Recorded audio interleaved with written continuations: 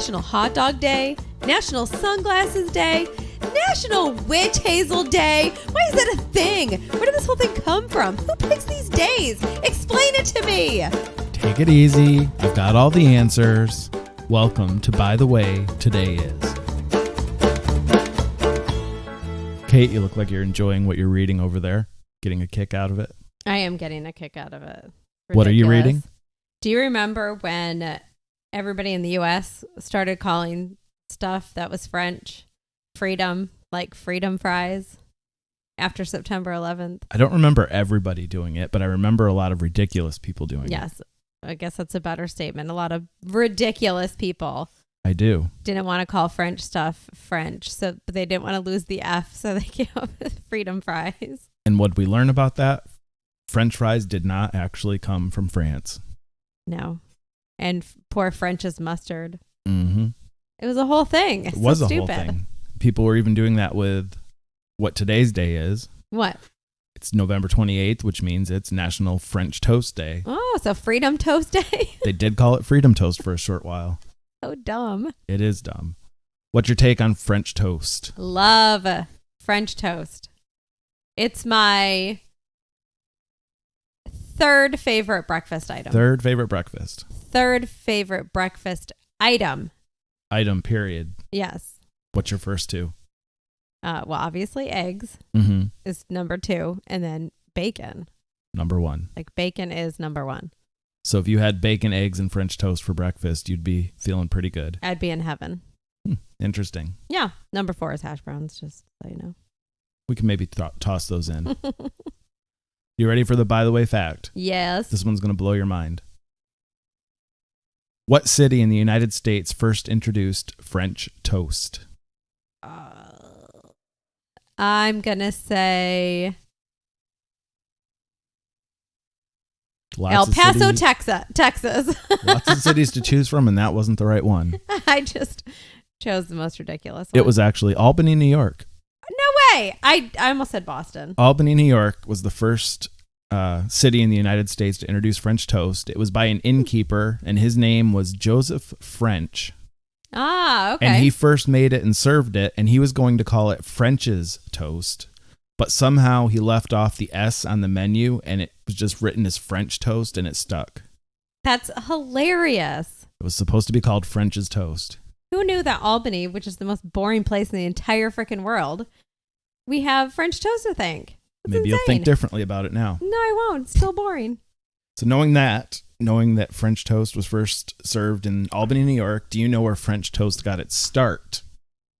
No. It could be all the way back in the 1st century, and it was actually in ancient Rome that started the whole, what we call French toast today. Good old Rome. Back in the Roman language, it was a word that was used, and the word translated would be called another sweet dish. Mm.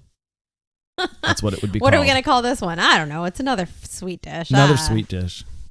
That's what they called it. And the recipe was almost as simple as ours is today. This is the exact recipe that they used. They would break fine white bread. They'd remove the crust. They'd break it into large pieces and soak it in milk and beaten eggs. And then they would fry it in oil and cover it with honey.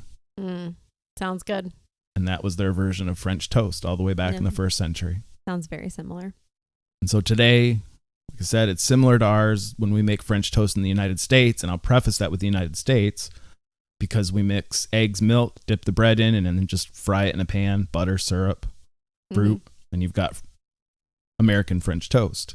We need cinnamon and probably some paprika. But you generally put that in the egg.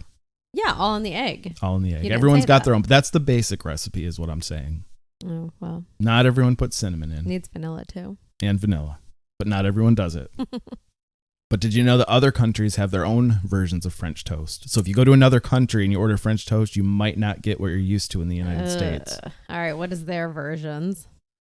So Brazil, it's a traditional Christmas dessert. It's about the only time they usually eat it is on Christmas Day. I feel so bad for them. Yeah, you're really missing out. The country of Georgia, they eat it for brunch or breakfast, and it's always served with different cheeses.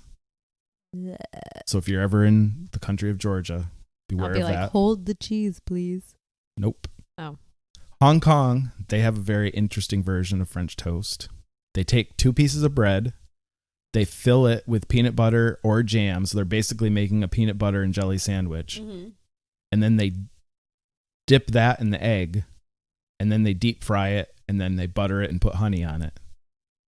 So it's basically a fried peanut butter and jelly sandwich with honey. Yeah, I don't know. That's their version of French it. toast. Norway, they make their version with different spices on it. So it's a spicy French toast. I don't think you're going to like that one. No. And Spain, if you ever go to Spain, they actually will only use stale bread. Ah. They dip it in milk or wine, which has honey and spices in it. And then they dip that milk-soaked bread in egg and fry it in olive oil. So that's I guess if it would be a way to freshen up the stale. Yeah.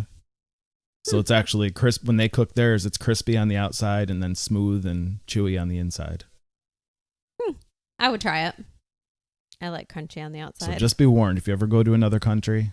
Oh, thank goodness for the warning. I mean, it is your 3rd favorite breakfast item. So Yeah. if you were in another country and said, I'm going to have my 3rd favorite breakfast item They today. would know. They wouldn't even have to be like, what is it, ma'am? They would just be like, yes, you got it, Kate. You got it. And then they'd make you sign a waiver to say, just so you know, this is not the American version of French toast. No, I feel like they would just make my version that I want. Kate's French toast. Yeah. So interesting to see how they do it in different parts of the world. But here in the United States, I guess you can celebrate it anywhere today. But for us, how are we going to celebrate it? We're going to make and eat French toast all day. I couldn't think of any other way to celebrate sunset. Breakfast, lunch, dinner, all day French toast. All day French toast. Could you do that? Yes. Maybe we'll add some fresh fruit for the morning one. There you go. Whipped cream in the afternoon one. Uh-huh. And then just maybe add some eggs and bacon with it for nice dinner. Okay. I'm down. So we're going to have a French toast full day today. I would be in heaven. You could try one of those different recipes from the other countries. One for breakfast, one for lunch, one for dinner. And then one for a snack in between breakfast and lunch, and then one for a snack in between I would recommend lunch and dinner. That Hong Kong peanut butter and jelly one for lunch. Okay. And then we could, for dessert, make the one that they do in Brazil. The traditional Christmas dessert. Wow. What a day. So everyone's got their day planned. You're welcome. Yes, everyone's going to copy that. And that's our episode for today. You can come back tomorrow. We'll have a new day that we're going to learn about to be able to celebrate together. Till then, you can go to our website, bythewaytodayis.com. You can listen to old episodes. You can subscribe and rate our podcast there, and we will talk to you tomorrow. Goodbye. Remember to subscribe, rate, and review our show. You can download new episodes daily to hear what day we are all celebrating and how we can celebrate it. And be sure to share your favorite episode with your favorite person so you guys can celebrate together.